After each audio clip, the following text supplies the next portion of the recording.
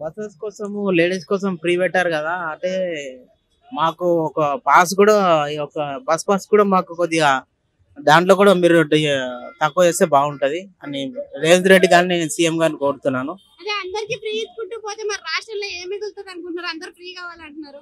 ఆహా, ఫ్రీ ఇప్పుడు ఆడోళ్ళకి ఫ్రీ ఇచ్చిరంటే మీ ఇంట్లో ఇద్దరు ముగ్గురు ఆడోళ్ళు ఉంటారు, మీ వైఫ్ కానీ మీ అమ్మ కానీ, వాళ్ళందరూ ఫ్రీ వస్తుంది కదా. మరి మీరు కూడా ఫ్రీ కోరుకుంటే రాష్ట్రం ఏమైపోవాలి? నేను అడుగుతున్నాను ఏంటంటే, మేమంటే జాబ్ చేస్తాము.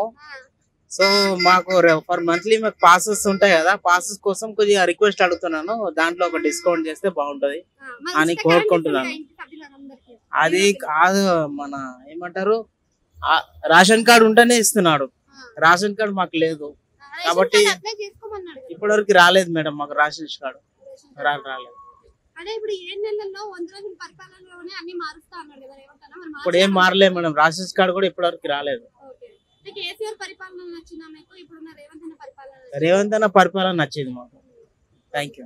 రేవంత్ అన్న పరిపాలన ఏమి రాలేదు అంటున్నారు, మరి ఆయన పరిపాలన నచ్చింది అంటే చేయాలని నేను చెప్తున్నాను. కొద్దిగా మా ఒక రిక్వెస్ట్ మీరు నెరవేరుస్తారని ఒక T5 కి మేము రిక్వెస్ట్ చేస్తున్నాం.